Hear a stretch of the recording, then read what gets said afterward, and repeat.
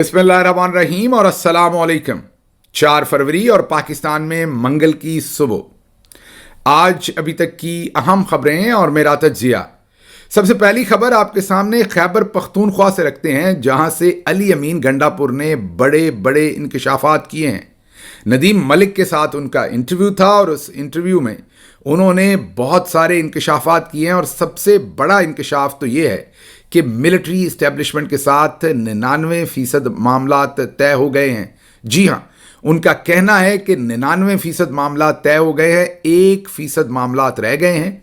इसके साथ साथ उन्होंने ये भी कहा कि इससे पहले मामलात तकरीबन 80% तय हो गए थे और वो फिर तोड़ ना चढ़ सके और अब दोबारा मामलात 99% तय हो चुके हैं।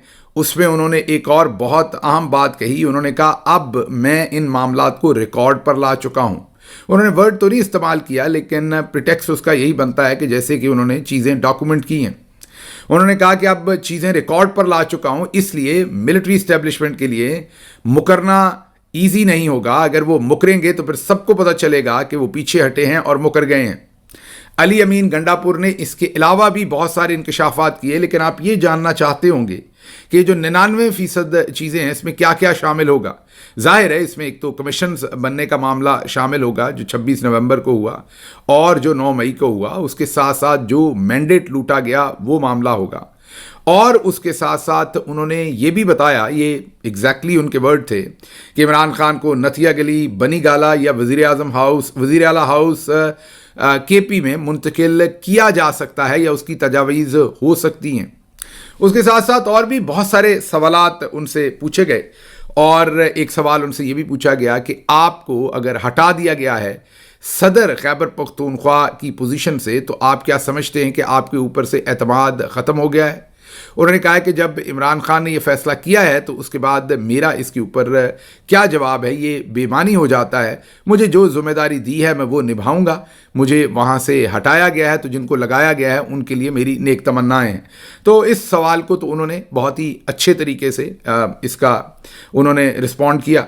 लेकिन जो उन्होंने मिलिट्री इस्टेब्लिशमेंट के साथ तमाम बातें जो डिस्कशन हो रही है या जो उनकी इंटरेक्शन हो रही है उस पर जो उन्होंने रोशनी डाली है वो बहुत ही मानी खेज़ है। आने वाले दिनों में पता चलेगा कि उसमें कितनी ज़्यादा आप ये कहें कि पॉजिटिव या मुस्बत डेवलपमेंट होती है। मेरा उसमें पर्सनल ओपिनियन कुछ और है और वो गलत हो सकता है, लेकिन मेरा पर्सनल ओपिनियन ये है कि बातचीत ज़्यादा बेहतर तरीके से तब तोड़ चढ़ती है जब दोनों पार्टीज़ जो हैं वो किसी एक एजेंडे के ऊपर मुत्तफिक हों और वहाँ ऑनेस्टी हो। ऑनेस्टी का मतलब ये है कि पूरी ऑनेस्टी के साथ एक दूसरे के साथ आगे बढ़ा जाए। जो मुझे यहाँ नज़र आता है, यहाँ पर मिलिट्री इस्टेब्लिशमेंट जो है जिस तरह की गेम्स खेली जा रही हैं, दाएं बाएं आगे पीछे जो गेम्स हमें खेलते हुए वो नज़र आ रहे हैं आजकल भी, उससे ये कम अज़ कम वाज़े होता है कि उस तरफ अभी तक सीरियसनेस और ऑनेस्टी की बहुत कमी है। अब अगर ये ऑनेस्टी और सीरियसनेस नहीं होगी तो मामलात मुझे आगे बढ़ते हुए नज़र नहीं आते। लेकिन ओवरऑल जो अली अमीन गंडापुर साहब का ये बयान है कि 99% मामलात तय हो चुके हैं, 1% रह गए हैं और उन्होंने वाज़े कहा कि इमरान खान पहले अपनी रिहाई नहीं चाहते, वो पहले अपने वर्कर्स की रिहाई चाहते हैं। और दूसरे मामलात तो आपके सामने ही हैं। हाल ही में इमरान खान साहब ने आर्मी चीफ को एक ख़त भी लिखा है। उस ख़त के बारे में जब अली अमीन गंडापुर से पूछा गया तो उन्होंने कहा कि ठीक है, अच्छा किया है वो ख़त लिखा है। मतलब कि ये जो ख़त है ये भी अली अमीन गंडापुर को नज़र नहीं आ रहा कि इससे किसी भी तरह से ये जो बातचीत हो रही है ये मुतासर होगी। अगली खबर की तरफ बढ़ते हैं। ये एक मैं यही कहूँगा कि एक खुशाइंद बात है। देखते हैं कि आने वाले दिनों में सेंस प्रिवेल होती है या नहीं होती। अगर होती है और मिलिट्री इस्टेब्लिशमेंट जो है वो अपने आप को रीसेट करती है आइन के ऊपर तो एक मुस्बत बात होगी और मामलात आगे चलते हुए नज़र आएंगे। लेकिन आगे बहुत आम खबरें हैं। अगली खबर तो ये है कि आर्मी चीफ को जो इमरान खान ने ख़त लिखा, आपके सामने उस ख़त के मुंदरजात हमने पिछले व्लॉग में रखे। सफ़र की वजह से पिछला व्लॉग बहुत लेट कर पाया था, इसलिए शायद आप ना देख पाए हों। इस व्लॉग के एंड पर उसका लिंक भी देंगे। तो ख़त क्या लिखा है उसको समझने के लिए पिछले व्लॉग में पूरी तफसील के साथ हमने वो 6 नकात जो इमरान खान ने कवर किए हैं और आर्मी चीफ को जो ख़त लिखा है, जिसका बेसिक मतन ये है कि आप काफ़ी हो चुका, अब आप पीछे हट जाएं, अपने आइनी रोल पर जाएं और ये जो सब कुछ आप कर रहे हैं ये ख़त्म करें। کافی پاکستان کے ساتھ ظلم ہو چکا، نقصان ہو چکا، فوج کے ساتھ بھی ہو چکا، جو شہادتیں ہو رہی ہیں اور سب کچھ، اور پورا ایک کمپریہنسو انہوں نے ایک قسم کا پلان، خط یا جو کچھ پچھلے دنوں میں ہوا اس کا ایک کمپریہنسو سمری جو ہے وہ عمران خان صاحب نے پوائنٹس بنا کر پوری قوم کے سامنے رکھی ہے، اور فوج کو اور آرمی چیف کو یہ پیغام دیا ہے کہ انہیں واپس آئین پر ریسیٹ ہونا چاہیے۔ یہ تو ہو گئی بات، لیکن کل آپ کے سامنے ہم نے رکھا کہ جیسے یہ خط آیا تو جو ملٹری ٹاؤٹس ہیں یا جرنیلی اور نون لیگی ٹاؤٹس ہیں ان کی ڈیوٹی لگ گئی کہ اس خط کو نیگیٹیولی انٹرپریٹ کیا جائے۔ یہی وہ وجہ ہے جو میں نے ابھی آپ کو، جب علی امین گنڈا پور صاحب نے یہ بتایا کہ 99% بات طے ہو گئی، تو میں نے ساتھ ہی آپ کو کہا کہ اللہ کرے ایسا ہو، لیکن میرا ذاتی تجزیہ ہے کہ مجھے ملٹری اسٹیبلشمنٹ کی طرف سے ایمانداری کی یہاں کمی نظر آتی ہے، اور وہ کل کے معاملے میں بھی ہے۔ جیسے ہی خط گیا تو جو جرنیلی میڈیا ہے ان کی ذمہ داری لگائی گئی کہ اس خط کی نیگیٹیوٹی پھیلائی جائے۔ آسمہ شیرازی صاحبہ نے تو تجزیہ کرتے ہوئے یہ کہا کہ لیٹ گئے، ڈیمانڈ کی جا رہی ہے، معافی مانگی جا رہی ہے، التجا کی جا رہی ہے کہ ہمارے ساتھ مذاکرات کر لیں، ٹون ڈاؤن ہو گئے ہیں، یحییٰ خان پارٹ 2 نہیں کہا، حمود الرحمان کمیشن نہیں کہا، اس طرح جنرل ڈائر نہیں کہا۔ تو وہ بنیادی طور پر یہ بتانا چاہ رہی تھیں کہ پاکستان، اور پھر انہوں نے کہا کہ جو حالات بدل گئے ہیں، صدر ٹرمپ کے ساتھ معاملات کو بھی انہوں نے زیر بحث لائیں وہ اپنے اسی تجزیے میں، اور انہوں نے کہا کہ کیونکہ وہاں پر بھی اب ریاست پاکستان، دوسرے لفظوں میں اشارہ ان کا یہی تھا کہ پاکستانی فوج کے سربراہ کی بات چیت ٹرمپ ایڈمنسٹریشن کے ساتھ ہو گئی ہے، اس وجہ سے عمران خان اب تھوڑا سا ٹون ڈاؤن ہو رہے ہیں۔ انہیں اندازہ ہو گیا ہے کہ مجھے کچھ نہیں ملنا، اس لیے وہ اپنے معاملات کو ہینڈل کرنے کے لیے اپنی بات چیت کو ذرا تھوڑی نرم کر رہے ہیں۔ یہ تجزیہ تھا آسمہ شیرازی صاحبہ کا، لیکن یہ تجزیہ زیادہ دیر نہ چل سکا۔ اب ٹاؤٹس بیچارے جو ہیں رات گئے، میرا خیال ان کے کان کھینچے گئے ہیں، یا انہیں، میں نے آپ کو بتایا نا، ایک تو یہ پڑھے لکھے نہیں ہیں، اوپر سے یہ کوشش نہیں کرتے، اور اس کے ساتھ ساتھ جو ہمارے چودھری صاحب ہیں وہ بھی کوئی لمبی چوڑی سوچ نہیں کرتے، نمبر 1 ہی سوچتے ہیں بس، اور اس کے بعد وہ ان کو بعد میں یاد آتا ہے کہ اوہ ہو یہ تو غلط ہو گیا۔ اب آج صبح سے نیا تجزیہ مارکیٹ میں آیا، اور وہ یہ ہے کہ عمران خان نے آرمی چیف کو دھمکی دی ہے، اور وہ یہ ہے کہ عمران خان نے فوج میں انتشار پھیلانے کی کوشش کی ہے، عمران خان نے فوج میں ڈویژن کریٹ کرنے کی کوشش کی ہے۔ اب یہ نیا منترا ہے۔ اب آپ سوچیں گے کل منترا اور تھا، اب کا منترا اور ہے، میں بتاتا ہوں۔ اب کیونکہ عمران خان نے پوری فوج کو مخاطب کر کے یہ خط لکھا ہے، آرمی چیف کو ظاہر ہے مخاطب کیا، لیکن اس میں ان کے مخاطب میں پوری فوج ہے۔ انہوں نے پوری فوج کے بارے میں جو جملہ لکھا ہے کہ ملک بھی میرا ہے اور یہ فوج بھی میری ہے، اور یہ جو کچھ فوج کے ساتھ کیا جا رہا ہے اور شہادتیں ہو رہی ہیں، اور اس کی بڑی وجہ ملک کے اندر جو سیاسی عدم استحکام اور اکانومی کا اس کی وجہ سے جو حشر ہوا ہے، سیکیورٹی کا جو اس کی وجہ سے حشر ہوا ہے وہ ہے۔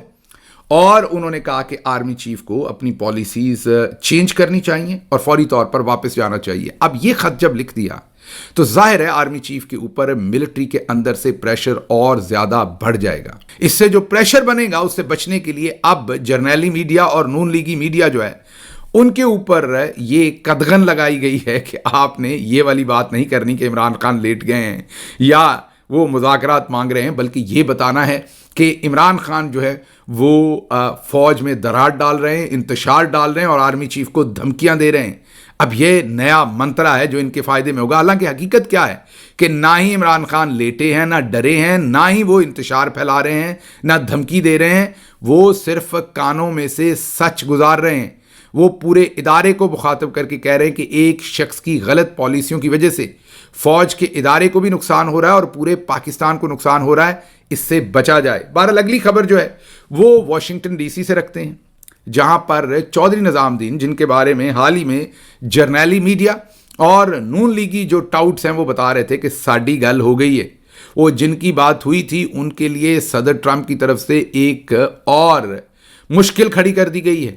واشنگٹن ڈی سی سے ایک اور بری خبر ہے چودھری نظام الدین کے لیے، اور اس خبر کا نام اس وقت ڈیرن بیٹی ہے۔ ڈیرن بیٹی جو ہے ان کو انڈر سیکرٹری آف اسٹیٹ لگایا گیا ہے، اور لگایا گیا ہے ڈونلڈ لو کا باس۔ ڈونلڈ لو تو چلے گئے ہیں، ان کا تو معاملہ ختم کر دیا، ان کو تو صدر ٹرمپ نے فارغ کر دیا، مطلب ان کا پچھلی ایڈمنسٹریشن کے ساتھ جو کانٹریکٹ تھا اس کو رینیو نہیں کیا، وہ فارغ کر دیا ان کو، انہیں گھر بھیج دیا۔ اب ان کے بھی اوپر والی جو پوزیشن ہے وہ اسسٹنٹ سیکرٹری تھے, اب انڈر سیکرٹری, مین اسسٹنٹ سیکرٹری سے بھی اوپر کی پوزیشن پر لائے ہیں مارکو روبیو جو کہ سیکرٹری آف اسٹیٹ ہیں, وہ لائے ہیں وہاں پر ڈیرن بیٹی کو. اب یہ جو نئی اپوائنٹمنٹ یا نئی بری خبر چودھری نظام الدین کے لیے ہے, جن کو میں ڈیرن بیٹی کہہ رہا ہوں, انہوں نے حال ہی میں چند مہینے پہلے ایک انٹرویو دیا ہے, اور اس سے پہلے انہوں نے عمران خان کا انٹرویو بھی لیا تھا. جی ہاں, ایک جرنلسٹ کے طور پر ڈیرن بیٹی نے عمران خان کا انٹرویو لیا تھا اور تفصیل کے ساتھ معاملات عمران خان صاحب کے ساتھ ڈسکس کیے تھے. ڈیرن بیٹی صاحب جو ہیں, ان کا اپنا ایک انٹرویو حال ہی میں, جس میں وہ کوئی 10-12 منٹ بہت ہی پیشنیٹلی عمران خان کا, پاکستان کا کیس پریزنٹ کر رہے ہیں.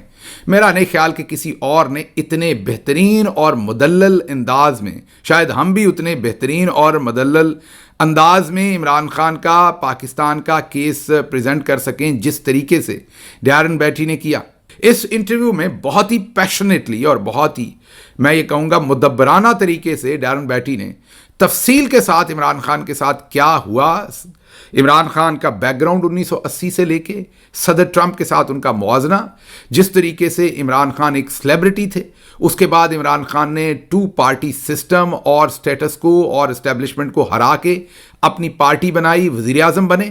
اس کے بعد صدر بائیڈن کی جو ایک بہت ہی اہم اپوائنٹمنٹ تھی, وکٹوریا نیولینڈ, انہوں نے کس طریقے سے رجیم چینج کی, سائفر کا قصہ, بائیڈن نے کس طریقے سے اس ساری چیز کے اندر اپنا کردار ادا کیا, اور پھر ایک تقابلی جائزہ انہوں نے دیا کہ کیسے, انہوں نے کہا کہ ان پر ظلم عمران خان پہ صدر ٹرمپ سے بھی زیادہ ہوا ہے. انہوں نے 100 کا ورڈ استعمال کیا تھا اپنے انٹرویو میں کہ 100 مقدمات کے اندر انہیں پروسیکیوٹ کیا جا رہا ہے, بلکہ پرسیکیوٹ کیا جا رہا ہے. اب یہ جو ڈیرن بیٹی ہیں, یہ ڈیرن بیٹی جو ہیں, یہ اب بنے ہیں under secretary of state public diplomacy کے, اور جتنے یہ بہتر انداز سے یہ سارا معاملہ سمجھتے ہیں, اور انہوں نے جتنا پیشنیٹلی اسے ایکسپلین کیا ہے, اور جتنی ان کو اس چیز کا ادراک ہے کہ صدر بائیڈن نے کس طریقے سے اپنی پوزیشن کو یا اپنا جو انفلوئنس تھا امریکی صدر کے طور پر, انہوں نے اور ان کی ایڈمنسٹریشن نے پاکستان میں کتنا غلط استعمال کیا, اور اس کا پاکستان کی عوام کو کتنا نقصان ہوا, عمران خان کو کتنا ہوا, پورے خطے کو کتنا ہوا,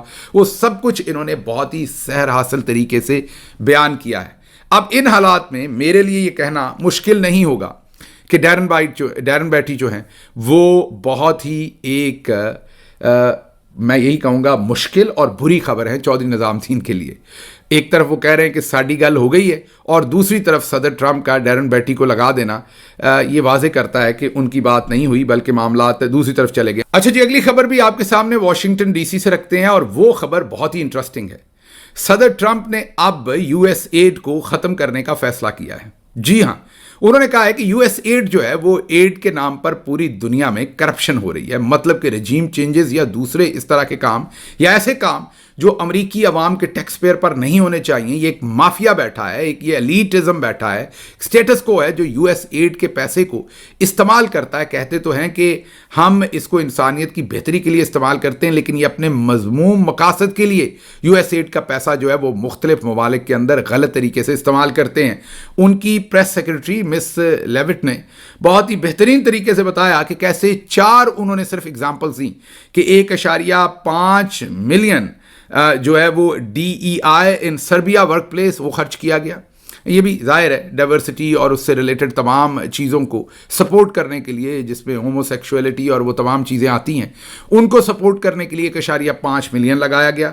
$70,000 production of D E I musical in Ireland, again اسی ٹائپ کا میوزیکل کوئی گیت شیت جیسے ہمارے بھی گیت بنائے جاتے ہیں, بڑے کروڑوں لگائے جاتے ہیں, وہاں بھی لگا. پھر $47,000 for transgender opera in Colombia, $47,000. پھر $32,000 for a transgender comic book in Peru. تو انہوں نے کہا ہے کہ یہ جو ہمارے ٹیکس پیئر کا پیسہ ہے یہ ان ساری چیزوں پر کیوں لگایا جا رہا ہے, یہ ٹریش ہے اور یہ سب ختم ہونا چاہیے, اور ہم اسے ختم کرنے جا رہے ہیں. اور انہوں نے کہا اسی لیے صدر ٹرمپ نے ایلان مسک کو یہ احکامات دیے ہیں یا ان کو یہ ذمہ داری دی ہے کہ وہ یو ایس ایڈ اور اس طرح کی تمام جو کرپشن ہو رہی ہے, جو بدعنوانیاں ہو رہی ہیں سو کالڈ یا رپورٹڈلی, ان کو فوری طور پر ختم کیا جائے. تو یو ایس ایڈ کو ختم کرنا ایک بہت بڑا واقعہ ہوگا, पाकिस्तान से रिलेटेड भी पिछले दिनों एक स्टडी सामने आई जो हार्वर्ड यूनिवर्सिटी के अंदर एक स्कॉलर ने लिखी, जिसमें उन्होंने कहा कि पाकिस्तान से रिलेटेड भी यूएस एड के पैसे में बहुत सारा घपला हुआ है, बहुत सारा गबन हुआ है, बहुत सारी करप्शन हुई है। और उसमें उन्होंने जो इल्ज़ामात लगाए हैं वो यूएस एम्बेसी और पाकिस्तान की जो अशराफिया है उन पर लगाए हैं।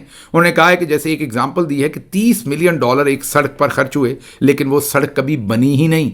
पाकिस्तान को अमेरिका से $30 मिलियन दिए गए कोई रोड बनाने के लिए, वो रोड कभी बनी ही नहीं। इस तरह उन्होंने और भी बहुत सारी एग्जांपल्स दी कि यूएस एड का बहुत सारा पैसा जो है वो इसी तरह से ख़राब किया जाता है। अच्छा जी, अगली खबर जो है वो जस्टिस याया अफरीदी साहब की है। उन्होंने खुलकर सामने आए हैं, उन्होंने कहा मैं भी काजी हूँ, मुझे आप कम ना समझे। उन्होंने कहा ये जो जजेस ट्रांसफ़र्स हैं ये इन पर मैं राज़ी हूँ, ये मेरी मर्ज़ी से हुए हैं। ये जो लाहौर से जस्टिस सरफराज डोगर और दूसरे जजेस को लाया गया है ताकि जस्टिस मोहसिन अख्तर कियानी को चीफ जस्टिस ना बनने दिया जाए, अब जस्टिस याया अफरीदी कहते हैं ये मेरी मर्ज़ी से हुआ है, मैं इसमें शामिल हूँ। मतलब वो ये बताना चाह रहे हैं कि मैं भी काजी फाइज ईसाई हूँ, आप मुझे कोई लाइट ना लें, मैं बिल्कुल मिला हुआ हूँ साथ और सब कुछ मिल के कर रहा हूँ।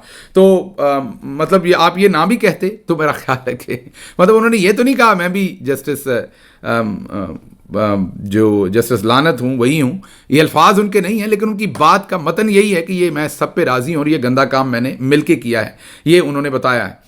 अच्छा जी, अगली खबर जो है वो ये है कि साबिक सेनेटर मुश्ताक अहमद खान कह रहे हैं कि बाजवा की एक्सटेंशन पर वोट देने के लिए मुझे प्रेशर ये डाला गया कि हम मोदी को पैगाम देना चाहते हैं कि पूरा पाकिस्तान मुत्तहिद है। ज़रा चेक करें, मैं आपको बताता हूँ ना कि यहाँ हम सब बेचते हैं, मुल्की सलामती भी बेचते हैं, हम हर चीज़ बेचते हैं। अब ज़रा गौर करें यहाँ क्या मंजन बेचा जा रहा है, एक्सटेंशन बाजवा की है, लेकिन सब वोट दें ताकि हिंदुस्तान को, मोदी को पैगाम जाए कि हम सब इकट्ठे हैं। आप लोग किसी और काम पर इकट्ठे नहीं हो सकते, ये पैगाम किसी और तरह से नहीं जा सकता, ये सिर्फ बाजवा की एक्सटेंशन पर ही आपने। और वो कहते हैं कि जब मैंने प्रेशर पर इनकार किया तो जनरल फैज़ मेरे घर के बाहर खुद आ गए, लेकिन मैंने घर से बाहर निकलने से इनकार कर दिया। साबिक सेनेटर मुश्ताक अहमद ख़ान अब ये बता रहे हैं, जमात इस्लामी के सेनेटर थे, वो बता रहे हैं कि जनरल बाजवा को एक्सटेंशन दिलवाने के लिए मुझ पर प्रेशर डाला गया और मंजन बेचा गया कि एक्सटेंशन देनी है, सब ने इकट्ठे फैसला करना है ताकि पैगाम मोदी को जाए कि हम सब इस पर इकट्ठे हैं। माशाल्लाह, मैंने आपको कहा ना यहाँ सब बेचा जाता है, मुल्क की सलामती, हर चीज़ अपने मफाद में, हर चीज़ को इस्तेमाल जो है वो कर लिया जाता है। इसके साथ ही मुझे इजाज़त दीजिए, अल्लाह आपका हामी और नासिर हो। पाकिस्तान जिंदाबाद।